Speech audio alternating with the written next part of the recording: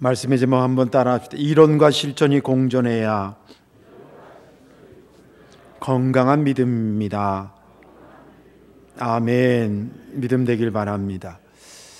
코로나 때문에 찬양대가 안 쓰니까 너무 마음은 아픈데 덕분에 이렇게 특성을 중창으로 듣게 되니까 또 새로운 면이 없잖아 있습니다.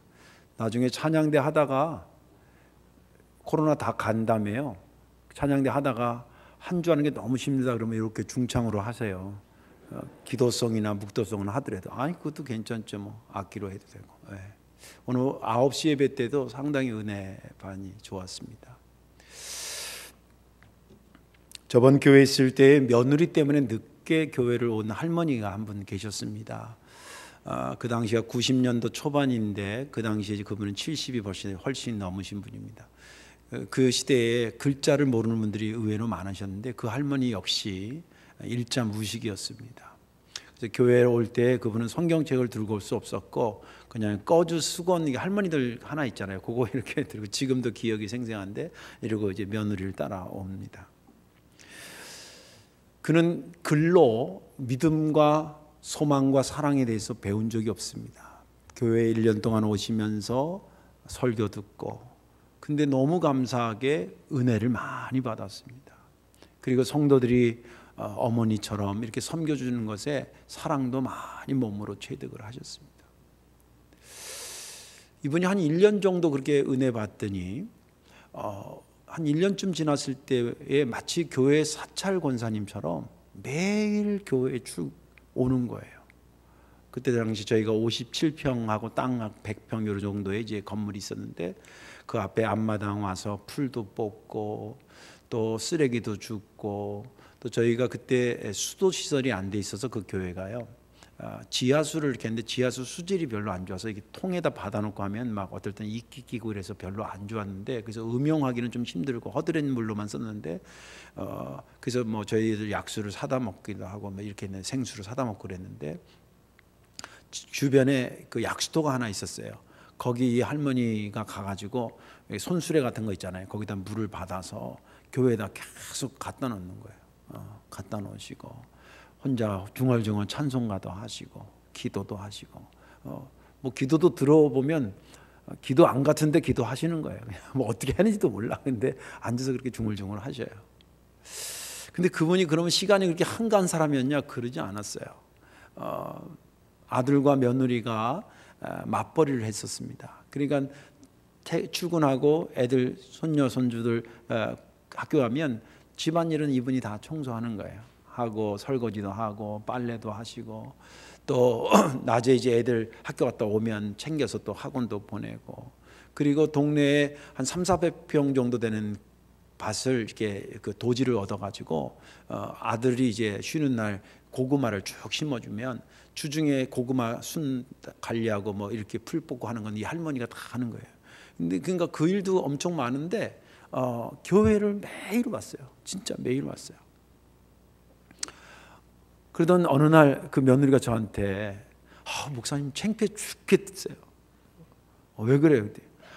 저희 어머니가요 고구마 순 따가지고 껍질 까가지고 봉다리 담아가지고 아파트에서 판다는 거예요. 나 파는 줄 알고 있었지. 왜? 거기 아파트 똑같은 건 조그마하니까요. 왜요? 그랬더니 그래서 하지 말라고 그러는데 창피해가지고 그거 자꾸 팔고 그러냐고 하지 말라고 그러는데 그냥 저렇게 하신다고. 그래서 내가 그래서 나는 며느리가 더 창피하다고 그랬어요. 누구 구걸하는 것도 아니고 그렇잖아요. 뭐 나쁜 짓 하는 것도 아니고 그 뭐 할머니 어머니 집에 가만히 돌부처처럼 그렇게 앉아 있으면 좋겠냐고. 활동하게 내버려 두시라고. 그거 해가지고 당신 애들 손주들 과자값도 주고 뭐 헌금도 하고 얼마나 좋냐고. 냅두시라고. 그때 이제 며느리가 냅두면서 이제 목사님한테 그랬더니 하라 그래서 어머니 하지만 좀 저기 잘하세요 이렇게 얘기를 했나 봐. 그때부터 이 할머니가 제 팬클럽 회장이 됐습니다. 그래서 막 저를 얼마나 도와준지 몰라요. 근데 이분이 나름대로 원칙이 있어요. 뭐냐면 주중에 파는 거는 1,000원씩인가 받고 동네 사람들한테 파는데, 또 동네 사람도 그 사러, 저희는 그 근처에 가게가 없었어요. 이게 조금 변두리 비슷해가지고 하려면 수원으로 나가서 사고 그러니까 어쩔 때는 고구마 순 같은 그때 해 먹으면 좀 맛있잖아요. 해서 동네에서 파는데, 토요일 날 다듬는 거는 한 10봉다리 다듬는데, 이거는 주일날 아침에 교회 로베에다 갖다 이게 강줄에 담아놔요. 그 이제 누가 와서 이게 뭐냐 그러면 고구마 순이라고, 괜찮네 이거 누가 얼마예요? 그러면 이 할머니 누가 얘기하면서 안내하시는 분이, 할머니가 갖다 놨으니까 그냥 가져가시라고. 그래도 돈을 드려야지. 할머니가 그러면 절대 안 받아요. 펄쩍 뛰면서 안 받아요. 내가 교회 예수님 때문에 구원받고 교회 다니는 게 이렇게 재밌고 은혜 받는데 내가 이거 못 하겠냐고. 그러면서 그걸 그렇게 할 때마다 그러셨어요. 그분은 아까도 얘기한 글로나 이론적으로 믿음과 사랑과 소망에 대해서 배운 적이 없어요. 그런데 마치 그것을 달달달 외우는 사람보다 훨씬 더 삶으로 정말 믿음스럽게 사랑을 베풀면서 그리고 소망 가운데 사신 분이었어요. 이론과 실천은 같이 공존해야 그 심령이 건강한 심령이 되는 줄로 믿으시기 바랍니다. 오늘 본문에 있는 말씀은 바울이 데살로니가 교회에 보낸 첫 번째 편지입니다. 바울에게 있어 데살로니가 교회는 마치 가장 아픈 손가락과 같았어요. 우리 자녀들이 왜 옛날에 한 10명씩 나면 그 어머니한테 얘기 들으면, 우리 다섯째 걔네가 나는 걔 때문에 아주 마음고생이 많았다고, 딱하다고. 형제 중에서도 가장 병도 잘 걸리고 약하고 잘 넘어지고 뭐 공부도 탁월하게 못하고, 그러니까 나머지 것들은 잘 그런 대로 컸는데 걔가 아주 너무 마음이 아프다고. 마치 그런 것처럼 바울한테 데살로니가 교회는 그런 교회였어요. 왜 그러냐면 다른 교회는 그래도 에베소 같은 데는 3년씩 가 있고 막 어떤 데는 1년씩 가 있고 몇 개월씩 가 있고 그랬는데, 이 데살로니가 교회는 지역은 가서 교회를 개척하다가 3개월 만에 핍박 때문에 쫓겨난대요. 그 3개월 배운 거예요. 데살로니가 교인들이 3개월 배워서 모여 맞아서 신앙생활 이렇게 하니까 그들을 생각할 때마다 마치 젖되지 못한 자식 놓고 어머니가 불가피하게 떠난 것처럼 데살로니가 교회를 생각할 때마다 바울이 마음이 짠한 거예요. 오늘 여기 본문에 보니까 나는 너희들로 말하여 너를 생각해서 늘 하나님한테 기도할 때마다 감사하고 너희들이 한 것은 내가 잊을 수가 없다.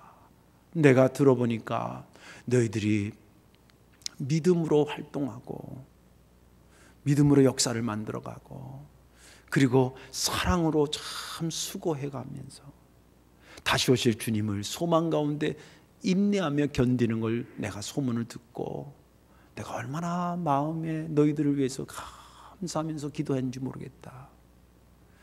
나는 너희들에게 분명한 확신이 있는데 너희들에게 말로 이렇게 전했지만 말로만 복음이 증거됐다고 보지 않는다. 내 영적인 감각으로는 너희들에게 내가 말로 복음을 증거할 때 성령께서 큰 능력으로 큰 확신으로 너희들을 휘어감는 것을 내가 느꼈다. 그것을 너희들이 몸소 받고 그렇게 하면서 그리스도와 우리를 본받으려고 몸부림친 것을 나는 잘 안다. 그리고 그 어마어마한 박해를 다 이겨낸 것 내가 정말 잊을 수가 없다.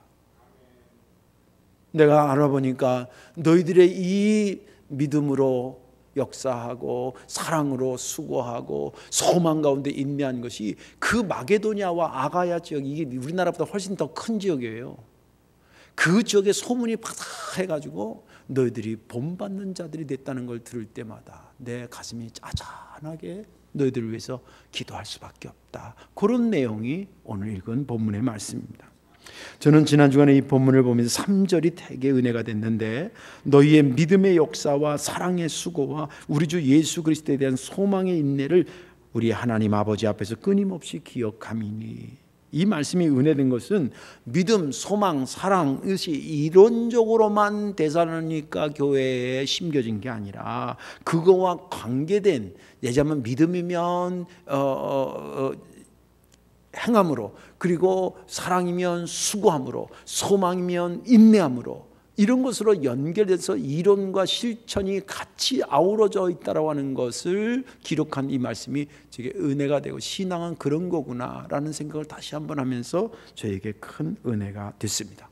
오늘 말씀 들으시고 특별히 하나님 말씀 들어서 귀도 커져야 되지만 이 말씀 통해서 손과 발이 같이 커지기를 주님의 이름으로 축원합니다.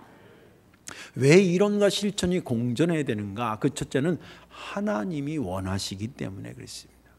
3절을 아까도 읽었지만 너희의 믿음의 역사와 사랑의 수고와 우리 주 예수 그리스도에 대한 소망의 인내를 우리 하나님 앞에서, 아버지 앞에서 끊임없이 기억함이니, 이 3절을 살펴보면 하나님께서 주신 것과 그리고 거기에 대한 인간의 반응이 함께 어우러져 있는 것을 발견하게 됩니다. 하나님이 주신 것은 뭐냐면 믿음과 사랑과 소망입니다. 좀 더 설명하겠습니다만은, 그리고 거기에 대한 인간의 반응은 역사와 수고와 인내였습니다. 그게 한 문장 안에 같이 있다는 겁니다. 하나님의 주신 것을 살펴보면 믿음, 내가 노력한 결과가 믿음이 아닙니다. 알아보니까 믿을만 하니까 믿었다, 이거 내가 알아본 연구의 결과가 믿음 아닙니다. 믿음은 철저하게 하나님으로부터 온 겁니다. 에베소에도 있지만 너희들의 믿음은 하나님의 선물이라고 말하고 있습니다.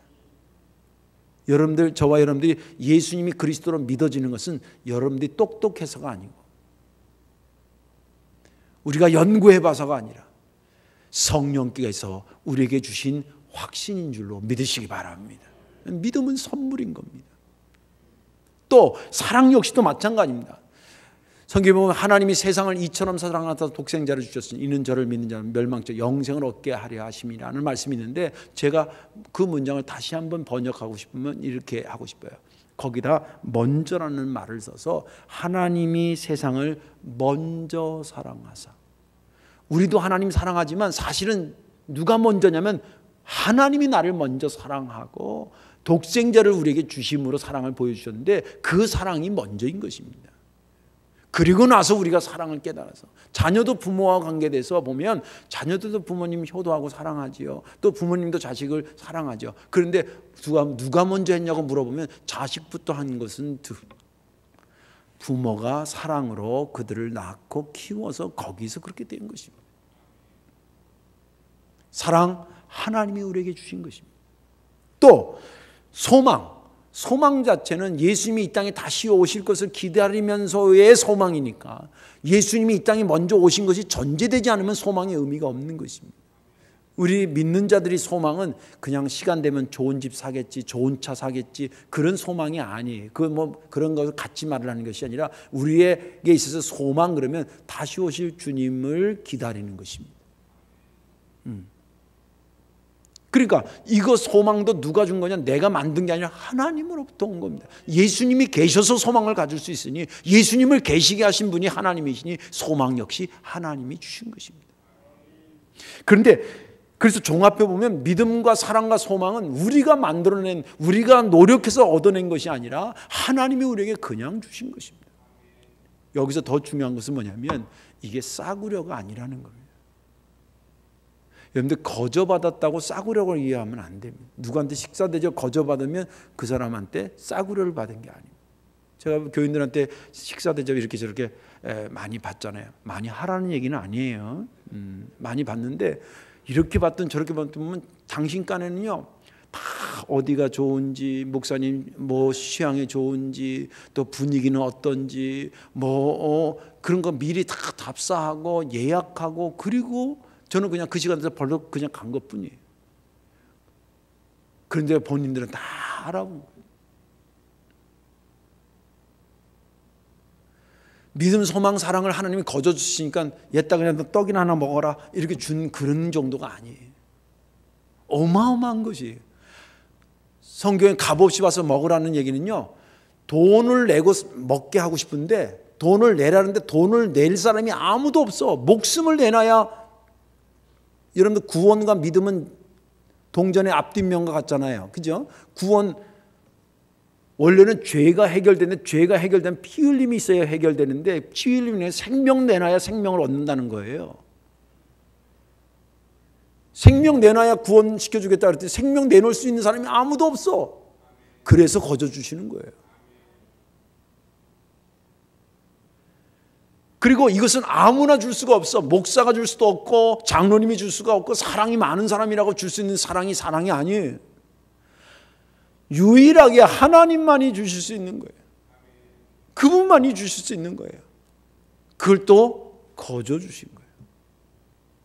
여러분들 돈으로 환산할 수 없는 어마어마한 것을 아무나 줄 수 있는 것이 아닌 하나님만 줄 수 있는 것을 우리에게 거저 주셨다는 거예요. 자, 이제 주신 하나님의 입장에서 한번 여러분 생각해 보세요. 여러분 신앙생활 할 때 제가 늘 말씀드리잖아요. 우리가 하나님을 믿으니까 자꾸 내 입장에서 하나님을 향해서 하나님 이것도 하고 이것도 하고 뭐 이렇게 얘기하지만 때로는 하나님의 입장에서 우리를 바라보는 것도 가져야 신앙이 건강해지는 거예요. 하나님이 그렇게 누구도 줄 수 없는 것, 어마어마한 것을 거저 주셨을 때는 하나님이 뭔 생각을 하고 주셨을까요? 그냥 생각 없이 주셨을까요? 생각 있게 주셨고 제 생각에는 생각이 있으셔야 된다고 생각해요. 그 어마어마한 것을 그냥 주실 리가 없어. 정말 의미를 가지고 주셔야 돼요. 그 의미가 그럼 뭐냐는 거예요. 이것을 받아서 여기다 날개를 달게 하라는 거예요. 그래서 믿음도 명사적인, 조직신학으로 그러면 명사적인 믿음이 있고 동사적인 믿음이 있어요. 명사적인 믿음은 주님이 우리에게 줄 수밖에 없어요. 예수를 그리스도로 믿어야 구원한다. 이거는 우리가 만들 수 없어요. 근데 그 믿음 가지고 땅끝까지 복음을 증거하는데 힘들더라도 우리가 나가자. 이거 믿음이 오는 힘입니다. 동사적인 믿음은 우리가 거기다 날개를 다는 거예요.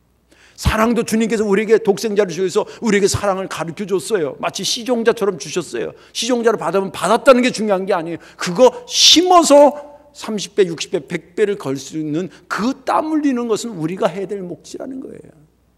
소망 주님이 주셨어요. 그 소망이 이루어질 때까지 견디는 것은 우리의 몫이라 이 말이에요. 그렇게 하라고 그러신 겁니다. 예수님이 제자들에게 마지막 잡혀나가시는 그날 밤에 마지막 졸업식 같이 제자들의 발을 씻어주셨어요. 그리고 성찬식을 하셨어요. 그죠? 그 발 씻어주면서 뭐라 그러냐면 내가 주와 또는 선생이 되어 너희 발을 씻었으니 너희도 서로 발을 씻어주는 것이 옳으니라. 이런 말씀하셨어요. 보니까 집안에 방에 들어왔는데 아유 제자들의 발이 아주 꼬질꼬질하고 때가 많고 먼지가 아유 저 들어 야 일로 와 너 들어 씻어야 돼 있어. 그래 씻어준 게 아니라는 거예요. 내가 너희들을 지금 씻어주는 이유는 내가 이렇게 섬기는 거라고 하는 것은 너희들에게 지금 보여주고 가르쳐주는 선생님처럼 가르쳐주는 거라는 거예요. 그러니까 너희가 이제부터는 이것을 본받고 배웠으니 그렇게 다른 사람한테 섬기면서 살으라는 거예요. 그래서 목사들이 헌신적으로 살고 장로님들이 헌신적으로 살고 권사님들이 헌신적으로 그 외에 모든 사람들이 헌신적으로 사는 이유는 주님한테 그 섬김의 모습을 그대로 받았기 때문에 그렇게 사는 거예요. 그렇게 하는 게 목적이지 너희가 섬김을 받았다. 예수님이 너 제자들이 예수님이 내 발 닦아주셨대. 그거 알고 있으라고 닦아주는 게 아니라는 거예요. 들을 귀 있기를 주의 이름으로 축원합니다. 믿음을 선물로 우리가 받았어요. 왜 주셨을까? 사실 교회 일 하는데 믿음 없이는 안 돼요. 하나님이 역사하신다라고 하는 것으로도 그렇고요. 교회 일이 쉽지 않아요. 그래서 제가 넥타이 메고 맨날 왔다 갔다 하니까 목사님 직업도 잘 선택하셨어. 넥타이 메고 맨날 왔다 갔다 하고 1시간 설교 딱 하시고 그냥 월급 막 받고 그럼 여러분들 아들 목사 시키면 돼요.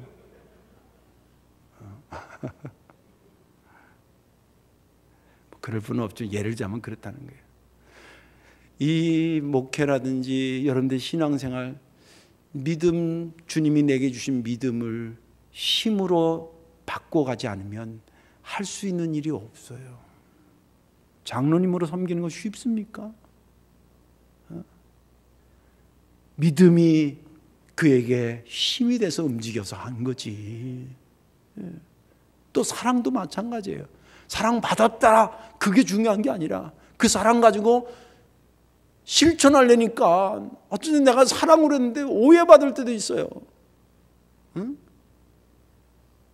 그때 눈물도 나고 억울하기도 하고 그러잖아요. 그래서 사랑의 수고라 그런 거예요. 소망도 마찬가지예요. 주님 오시긴 오시는데 언제 오실 줄 알아? 응? 똑같은 거리도 모르는데 찾아가는 1시간하고 아는데 가는 1시간이 느낌이 달라요. 그렇잖아요. 몇 월 며칠날 오신다 그러면 딱 좋겠는데 주님 그 얘기를 안 하셨으니까 또 당신도 하나님만 아신다니까 기다리긴 기다려야 되는데 소망 가졌는데 하루만 소망 갖는 거라면 좋겠는데 내일도 소망 가지고 모레도 소망 가지고 또 그런데 그 기다림을 막 기다리지 말으라고 여기저기서 핍박이 들어오고 그러는데 아니야 기다려야 된다고 계속 견뎌나가는 이 견딤이 얼마나 어려운 거냐 말이에요. 그러나 소망을 주셨을 때는 견디라고 주신 거지 소망 받은 것으로 기뻐하라고 주신 것이 아니래. 이게 아버지의 뜻인 거예요. 이게 주신 분의 뜻인 거예요. 이거 가지고 승리하라고 내가 시종자를 너희 믿음의 시종자를 준 거라는 거예요. 그러니 이것에 날개를 달아서 너의 것이 되게 하라는 거예요. 이게 주신 분의 원하시는 것입니다. 그래서 그 받은 거와 실천으로 반드시 이어가는 게 우리 받은 은혜 받은 자의 영적인 자세고 그것이 결국 나를 복되게 하는 요소라는 거예요. 두 번째는 왜 이론과 실제가 공존해야 되냐면 이론과 실천이 공존해 강력한 믿음의 영향력을 나타낼 수 있기 때문에 오늘 7절에 보면 그러므로 너희가 마게도냐와 아가야에 있는 모든 믿는 자의 본이 되었느니라 이렇게 되어 있습니다. 7절에서 모든 믿는 자의 본이 됐다라고 하는 것은 크게 두 가지 관점으로 볼 수 있는데 하나는 본이 됐던 거와 모든 믿는 자에게라고 하는 것이에요. 본이 됐다라고 하는 것은 모든 사람의 모범이 됐다는 얘기고 그 영어 성경에는 모델이 됐다고 얘기하고 리더십의 관점에서 영향력을 미치는 자가 됐다는 거예요. 영향력을 미치는. 근데 본이 되고 모범이 되고 모델이 되고 영향력을 미치는 자가 되려면 그게 가만히 있어 그렇게 되는 게 아니라는 거예요. 오늘 본문과 여기하면 믿음이 이런 거래, 소망이 이런 거래, 사랑이 이런 거래. 그렇게 아는 것을 가지고 강력한 믿음의 영향력을 미칠 수 없다는 거예요. 그것을 가지고 땀이 나도 지켜나가고 눈물이 나도 견뎌나가고 그것을 가지고 힘들어도 해나갈 때에 그것이 강력한 상대방에게 거룩한 영향력이 된다는 거예요.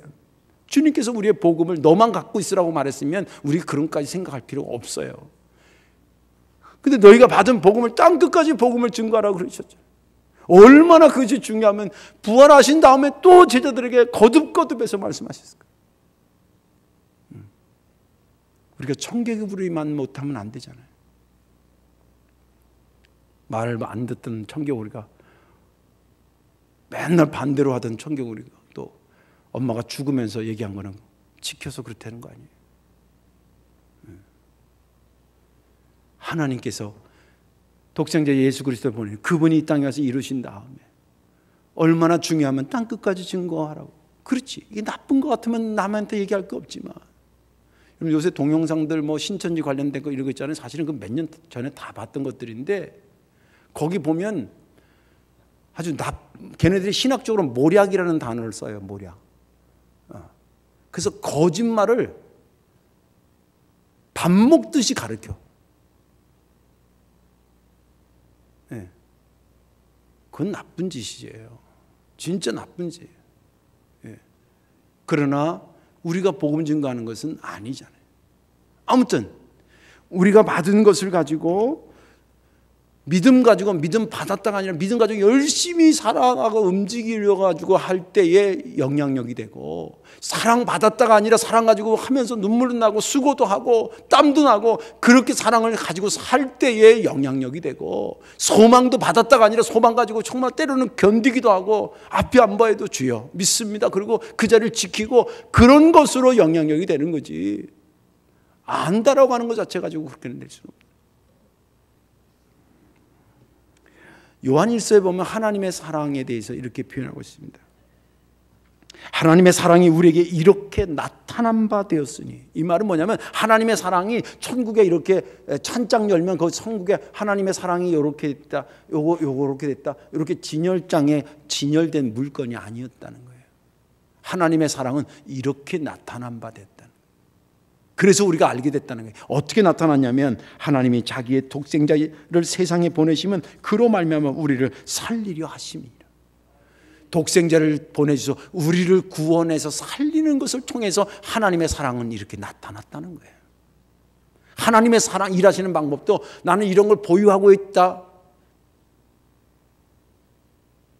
부럽지? 그런 분이 아니시라는 거예요.